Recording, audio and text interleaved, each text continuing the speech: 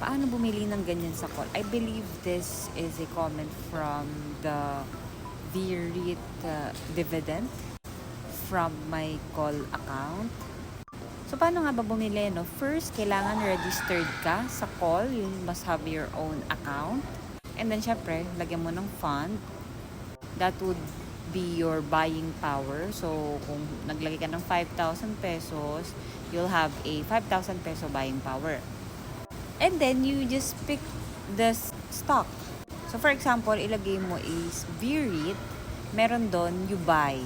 And then, pwede mo doon masulat kung ilang board lot or yung shares na bibilihin mo. So, meron kasi mga minimum board lot. May 10, may 100, may 1,000. Siguro, I can make a detailed tutorial with regards to buying a stock from call. Yeah, that's a good idea. Maggagawa na lang ko ng detailed video about that. Pero marami na rin tong videos that you can search on sa YouTube on how to buy your first stock. So yun lang guys. Thanks for watching. I hope this video helps. If you want more content like this, please do like and follow.